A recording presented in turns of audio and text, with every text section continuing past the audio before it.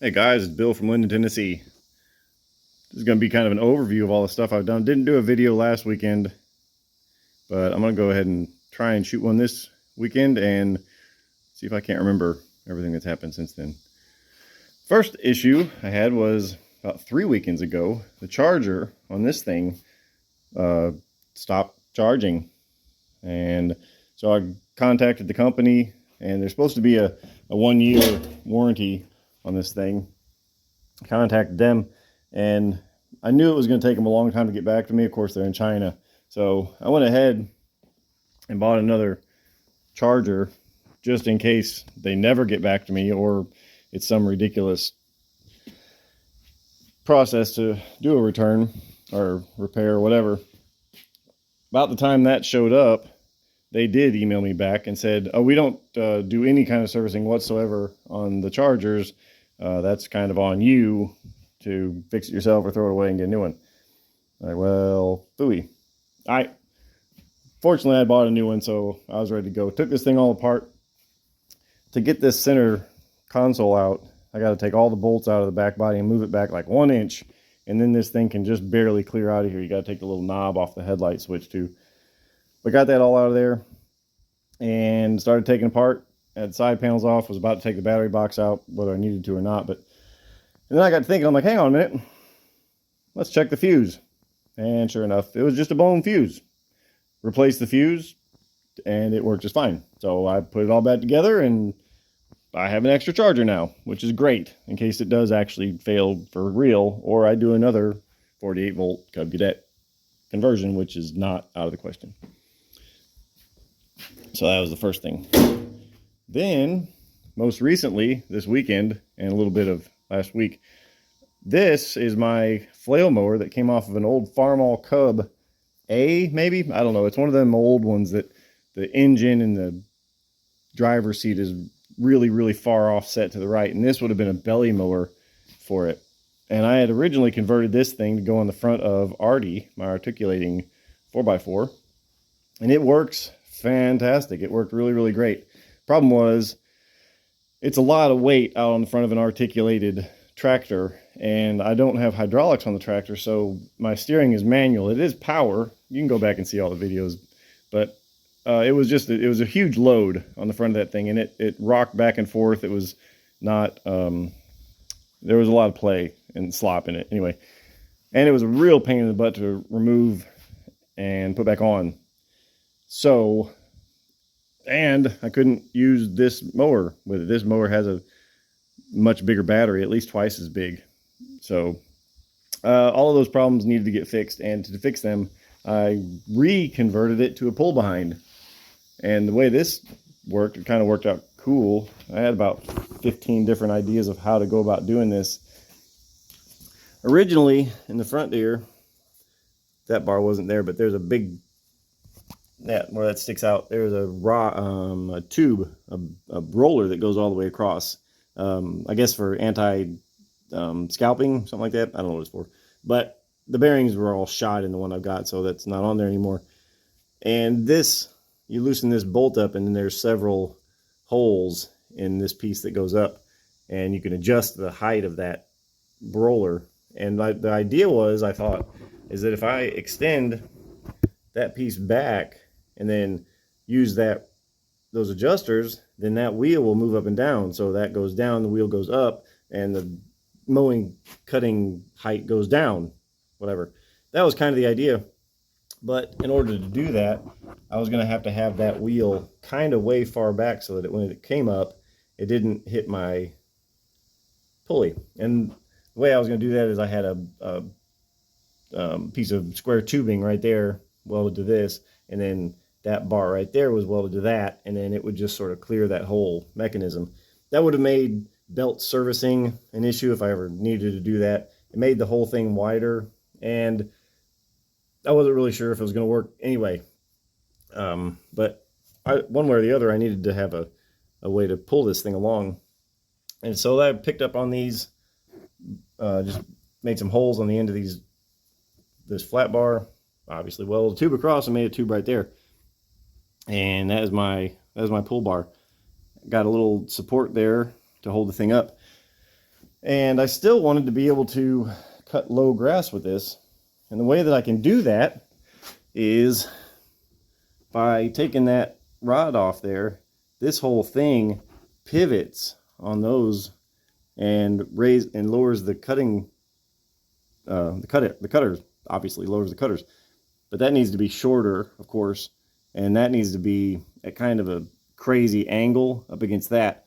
And the way I overcame all of that mess is by making this little adapter right here. So when this is down low for doing short grass, it right there just goes right there, and that's all horizontal, and it's flat against my little tow hook, I guess, and it maintains all the angles, and everything works great. What I'm going to end up doing is I'm going to get a jack screw. They call them a press screw also, but it's got like a little handle on the end of it, and the little fixed piece up there and a little fixed piece down there, and then when you turn it, it goes up and down. So that way I can do the adjustment. I thought about putting a linear actuator on here, but I don't have a linear actuator connection point on Mona, on this tractor. So I would have had to add all that stuff, and it's not something that I need to adjust very often. I use it for cutting that long grass out there, and I only do that maybe once a month. So it's something I wouldn't have to adjust very often, and it's just a lot of extra stuff. And then, yeah, so that's what I'm going to do with that. That's pretty sweet. And I tested it, and it works really, really great. Originally, there was a piece of 16 gauge going all the way across there, because remember, this was on the front of Artie, so all the stuff got kicked forward. That piece of 16 gauge just kept it from getting kicked forward and then getting caught by the wind and then hit me in the face. Well, with that little piece on there, it was about half as tall as this. Just all kinds of stuff would get thrown forward, and like just from the brief time that I used it, that was all filled up with grass. The under the seat was filled up with grass. My back, it was just a mess. And so this little piece of rubber mat I've had for about 20 years. This one just happened to be the correct width for that, because originally when I did this flail mower, this was going to go there, but on the front of Artie it wasn't going to work because the grass ended up pushing it in this way, and it could have got into the blades, and that wouldn't have been any good. But now the grass is sort of getting pushed down by this, so this just keeps stuff from hitting me, and that is good. And yeah, so this is going to be I think this is going to be my full-time mower now. I'm not going to use that other pull behind anymore. I've got new bearings coming for those. These are the same wheels that were on the front. They were on casters where those are, and I've still got those little casters, so I can use those for something else some other time perhaps. And so that's pretty sweet. Now let's talk about Mr. Mule. All right, Mr. Mule has gauges now. JLD there keeps track of the charge voltage. It also has an amp hour counter.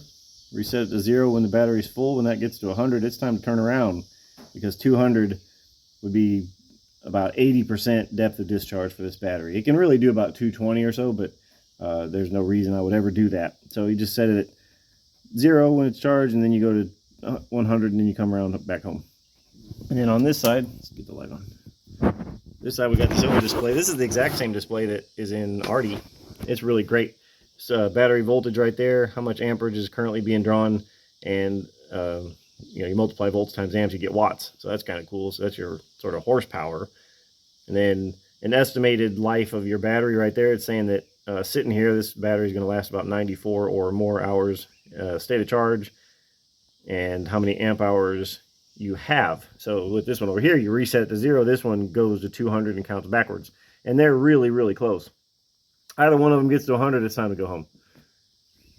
And I think last time we had a little first drive, and it was a little bit noisy. But let's do it now. Oh, all right, it was a little bit noisy. Clutch, there we go. So let's do another drive. Yeah, it's much, much quieter now. When I circle back around, we can talk about why. Let's check this out. This is kind of fun. Can't see anything, but I hope this works.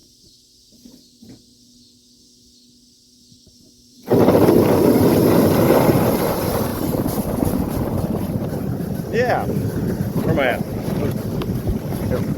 Sorry, there we go. Yeah, so that's pretty sweet.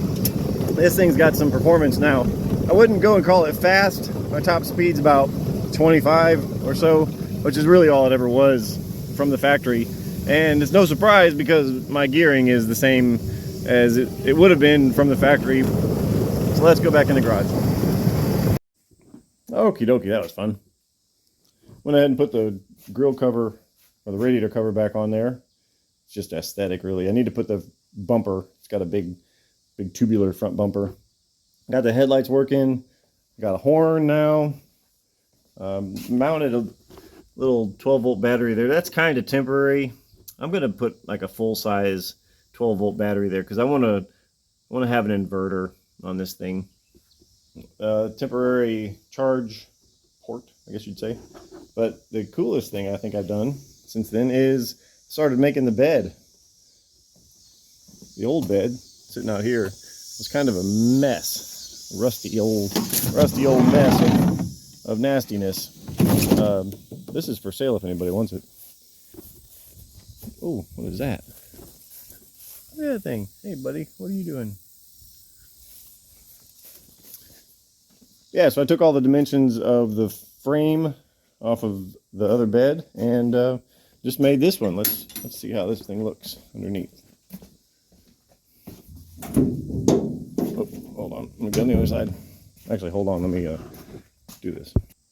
Okay. I basically just took all the hardware off of the other frame. So the hinge points there and this little stand rod there and the little hooks for the lockdowns, the latches, and the little rubber pucks. Now, unfortunately, there was six rubber pucks, but unfortunately, I broke one of them. So I've only got 3 of the original ones, but I've got some more coming from Amazon. Not the same, but they're the same thickness anyway. I also made a little chain guard. So between the chain guard and the beginnings of this bed, this whole thing is much, much quieter. It's wonderful. And I'm gonna step up that game one more. Oh, hang on. Let's talk about gears. Actually, let's talk about sprockets. So this is the original sprocket that I had on there, 44 tooth, and it's driving a 22 tooth on the input shaft, giving me a 2-to-1 overdrive. It worked in low range. It was dead slow acceleration in high range. As you can imagine, it did go, but I don't think it would have even pulled a hill. It wouldn't have been very thrilling. It probably would have gone fast, probably about 50-55 miles an hour, but after driving this mule as it is, I'm not going that fast in this ever. The next idea was a 27 tooth, I think, and that was much, much better than this one. And it probably could have stayed there, but I wanted to give it another shot. So what I've got on there now is a 22 tooth, driving the 22. So I'm back to 1-to-1, and it gives much better, much good performance. And yeah, I'm happy with it. And I'm not going to do anything about that. I bought a roller chain, or a roller chain, but this one was supposed to be one of those permanently oiled ones like on motorcycles, but it's not. False advertising. Anyway, I'm going to step this up a little bit. I'm going to put a belt drive system on there, kind of like a timing belt. And I'm just going to have I think it's a 34 tooth front and a 34 tooth back, and then just have a timing belt around there with a little tensioner on it. And that will make it completely quiet. I hope that this chain guard will still fit. Probably won't. I'll have to make a new one, but that'd be okay. Yep, that's that. And then the idea with the bed here, hold on. The idea with the bed, I'm going to make my own sides, and the sides are going to flip down. And of course, it'll have a tailgate, and that tailgate will flip down. It'll also have a little chain that'll hold it up. But I'm going to make it so I can have a flatbed, because you never know. This might be really handy to do woodworking on. I don't know. I really don't know, but I'm going to do it anyway just because I want to. So the front piece will be solidly mounted, and I don't really know how I'm going to secure the other 3 sides of the bed to each other. You can use latches similar to this, or it just sort of clamps down one to the other, or you could also just use pins. The side that comes up will have a little tab here, and then this will have a double tab and then a pin will just go through there and hold it together. And that would probably work just fine and be a whole lot simpler, but I don't know. And then the other problem with those little doohickeys is if you put it on the part that drops down, now it's sitting there flopping around, can get bent or whatever. If you have it over here, now it's poking out, or it's poking back and it's flopping around. So I don't really like that idea for those. I'm probably just going to use pins. The back I may use something like that, because then it could latch back and it would be much more solid, I think. And I'll have a chain or a cable or something so the tailgate can drop down and you can sit on it or whatever. I have also bought, my wife and I went on a long drive with this. It's long in time, but it's about 15 miles or so. There's a long logging trail back behind the house, and it goes up along the ridge and just follows that for about 15 miles round trip, and maybe an hour and a half, hour 45 minutes to do that. But this was fantastic. One thing that kind of sucks is the front is lower than the back. I guess by design, because if you have a load on the back, you don't want the front higher than the back. I don't know. But they've got these little levelers. And it's just spacers that go above the shocks in the front. And so I bought some of those. I've also bought new shocks for the front because I think these are bottoming out pretty harsh on bumps. I wish there was a way to take some of the stiffness out of these rear springs. Guy could probably take the springs off and remove one or more of those leaves, and a guy probably will, just to make this thing a little bit less bumpy, because it's pretty rough, but it's a lot of fun, and it performed flawlessly. And it looks like I'm going to be able to get anywhere from 80 to 100 miles on this. So all you haters out there saying, oh, you're going to have to change the battery when you get out in the woods. No, you're not, because it goes really far. Really, really far. You're not going to want to sit on that seat for 80 miles. I promise. You're not going to do that. And then you come in and you plug it up and just let it go. So I think I've covered everything. This is my little box that I was going to put all my electronics in. I think I'm just going to put a hinge right here and then just have another cool little cubby. Possibly put that over in that corner right there. Or that may be where the inverter goes. I don't know. I never did fix my ground leak. And I'm not going to, because it's mine. This is my truck. This is my little side-by-side. And unless I sell it, I don't plan on selling it, but, money talks. Unless I sell it, I'm not going to fix it, because I know just not to touch stuff. And it's fine. It's not causing any problems. And, if you ever do any maintenance on the thing, you always use the master disconnect for the battery, and it makes it completely safe. So I'm not worried about it. But yeah, so finish up the bed with that, and that'll kind of be this thing. And I guess that's it for now. Thanks for watching, guys. We'll see you next time.